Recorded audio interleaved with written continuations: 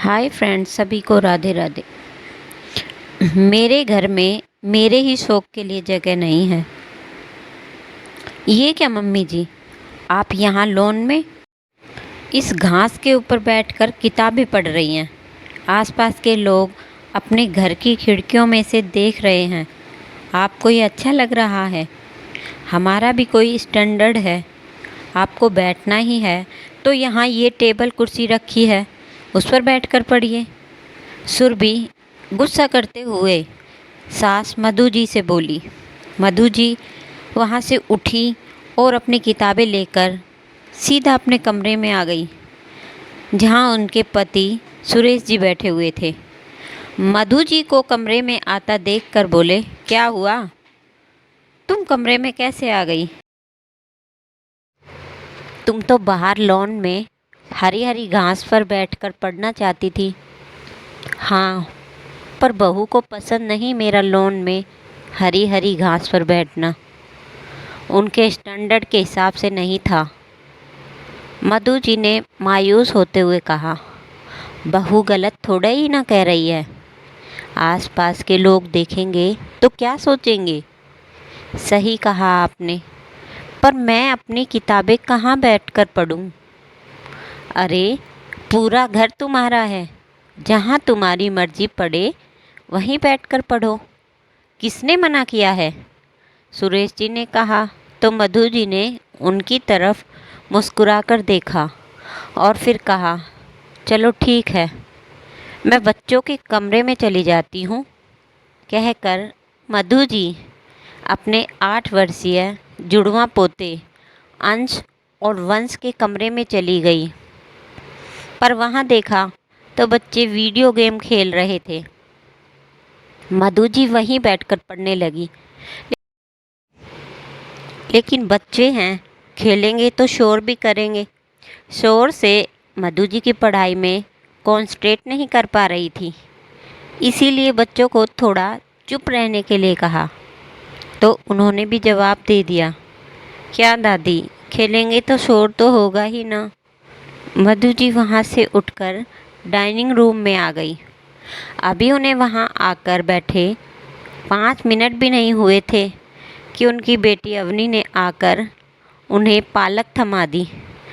Mummy, आप please पालक साफ़ कर दो, शाम को पालक पनीर बनाएंगे। अरे बेटा, शाम को पालक पनीर बनाएंगे तो बाद में साफ़ कर दूँगी, अभी मुझे पढ़ने देना। क्या मम्मी, जब देखो बस पढ़ाई पढ़ाई पढ़ाई पढ़ाई करती रहती हो। कौन सा इस उम्र में आपको डॉक्टर या बैरिस्टर बनना है? अवनी नाराज होते हुए बोली। उसकी यह बात मधु जी को बहुत गलत लगी, लेकिन उन्होंने अवनी से कहा, कह दिया ना, बाद में साफ कर दूंगी, अभी काम रुक थोड़ी रहा है। कहकर मधु जी अवनी जी के कमरे की तरफ चली गई। लेकिन उनके कमरे में पहुंची तो देखा सारा सामान बिखरा पड़ा था। मधु जी को अपने कमरे के दरवाजे पर देखकर अवनी पीछे से बोली, अच्छा हुआ मम्मी, आप मेरे कमरे में आ गई। आज मुझे अपने कमरे की सफाई करनी है, प्लीज़ मेरी मदद कर दो ना। हे भगवान, अवनी, अपना कमरा बिखेर कर तुम रसोई में पालक के साथ क्या कर रही थी? मम्मी, साफ़ सफाई करते समय अचानक से याद आ गया कि शाम को पालक पनीर बनाएंगे। पर अब आप मेरे कमरे में आ गई हैं तो प्लीज़ सफाई करवा दो ना। तुम्हें अभी तो कहा था ना कि मैं पढ़ रही हूँ, फिर तुम वही बकवास करने लगी। क्या मम्मी, हर बार आप अपनी पढ़ाई का बहाना लेकर बैठ जाती हो। तुम्हारा कमरा, तुम्हारा सामान, तुमने बिखेरा है, तुम सफाई करो। मधु जी दो टूक जवाब देकर अवनी के कमरे से बाहर आ गई। फिर सोचा, बालकनी में जाकर बैठ जाती हूँ, तो वहाँ अमित बैठकर लैपटॉप पर मैच देख रहा था। देखकर मधु जी ने कहा, बेटा, तुम हैंड फ्री यूज कर लो ना। कितना शोर कर रहे हो। क्या मम्मी, चैन से क्रिकेट तो देखने दो। पर बेटा, मैं पढ़ रही हूँ। क्या मम्मी, आपको इस उम्र में पढ़ने का शौक़ चढ़ाया है? आप किसी और कमरे में जाकर पढ़ लो। यहाँ पर भी शोर हो रहा है। सोचकर मधु जी दोबारा डाइनिंग रूम में आकर बैठी। अभी उन्होंने अपनी किताबें सेंटर टेबल पर रखी ही थी कि इतने में सुरभि आ गई। अरे मम्मी जी, डाइनिंग रूम को तो साफ़ सुथरा रहने दीजिए। अगर अचानक से कोई आ जाए तो कम से कम ये कमरा तो साफ़ दिखे। पर बेटा, मैं तो सिर्फ 2-3 किताबें लेकर बैठी हूँ। इसमें भला कमरा कहाँ बिखर गया?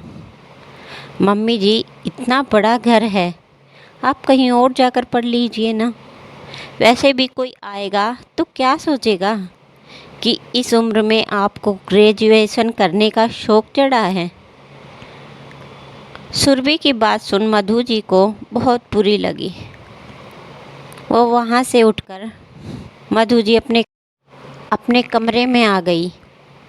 उन्हें कमरे में देखकर सुरेश जी ने पूछा, अरे तुम दोबारा आ गई? कहाँ पढ़ाई करूँ, कुछ समझ ही नहीं आ रहा। अरे पूरा घर है, इस घर की मालकिन हो तुम, और फिर भी तुम इस तरह की बातें पूछ रही हो।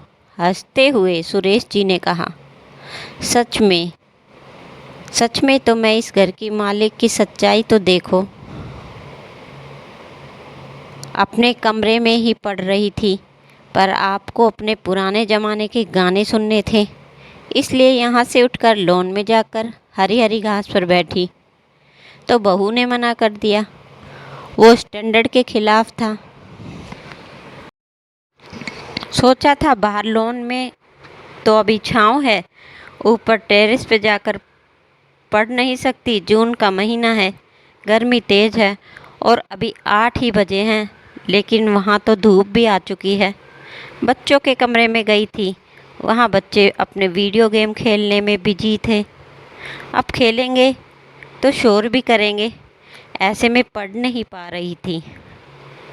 बाहर डाइनिंग रूम में आकर बैठी तो अवनी ने पालक लाकर दे दिया मुझे कि मम्मी इसे साफ़ कर दो, शाम को पालक पनीर बनाएंगे। मैंने सिर्फ इतना ही कहा कि शाम को बनाएंगे तो बेटा बाद में साफ़ कर दूंगी, अभी मैं पढ़ रही हूँ। तो वह नाराज़ हो गई और बोली, क्या है इस उम्र में आपको पढ़ने का शौक़ चढ़ा? मम्मी, बेटे बहू के कमरे में जाकर करूं? क्या करूं, अच्छा नहीं लगता। अवनी के कमरे में गई तो वो अपना सारा कमरा बिखेर कर बैठी हुई थी। उसे भी सारी सफाई आज ही करनी है। बालकनी में बैठी तो बेटे को क्रिकेट मैच देखना था। दोबारा डाइनिंग रूम में आकर बैठी तो बहू ने कहा कि सामान मत बिखेरो, जैसे मेरी 2-3 किताबों से पूरा डाइनिंग रूम बिखर जाएगा। अब आप ही बताओ मैं कहाँ जाऊँ? अरे तो बाद में पढ़ लेना, कोई ज़रूरी है क्या? वैसे भी तुम्हें इस उम्र में ग्रेजुएशन का शौक़ चढ़ा है, चलो करो, मना नहीं करते। लेकिन अभी कौन से तुम्हारे एग्ज़ाम हो रहे हैं जो तुम पढ़ाई को लेकर परेशान हो रही हो? बात एग्ज़ाम की नहीं है, बात मेरे पढ़ने की शौक़ की है। आप कह रहे हो ना कि यह घर मेरा है, मैं इसकी मालकिन हूँ, पर क्या मेरे इस घर में मेरे ही शौक़ के लिए कोई जगह है? जब हमारी शादी हुई थी तो शादी से पहले आपके परिवार वालों ने वादा किया था कि मैं शादी के बाद अपनी पढ़ाई पूरी कर सकती हूँ, पर शादी होने के बाद वो लोग अपने वादे से मुकर गए। पहले मेरे इस घर में मेरी सास की चलती थी, उन्होंने मुझे पढ़ने नहीं दिया, यह कहकर कि यह घर मेरा है, जैसा मैं चाहूँगी वैसा तुम्हें रहना पड़ेगा। उनके जाने के बाद मुझे लगा कि यह घर मेरा है, अब मैं अपनी मर्ज़ी से अपना शौक़ पूरा कर सकूँगी। पर नहीं, मेरी उम्र निकल गई। अब पढ़ने बैठती हूँ तो बच्चे टोकते हैं। इस उम्र में पढ़ने का शौक़ चढ़ाया है, उनके जाते जाते किसी को पता तो चला तो लोग क्या कहेंगे। अब आप ही बताओ, इतने बड़े घर में मेरे शौक़ के लिए जगह कहाँ है। काश आप समझ पाते कि घर की चाबी आपके हाथ में होने से ही क्या आपका घर पर मालिकाना हक हो जाता है, जबकि आप उस घर में ही अपनी मर्जी का कुछ नहीं कर सकते। कहकर मधु जी अपनी किताबें वहीं बिस्तर पर रखकर रसोई में काम करने चली गई, जबकि सुरेश जी पीछे सोचते ही रह गए, आखिर कुछ गलत तो नहीं कहा था मधु जी ने। जब से इस घर में आई है कभी अपने शौक़ पूरे नहीं कर पाई। पहले सास ससुर के अनुसार चल रही थी, अब बच्चों के अनुसार चल रही है।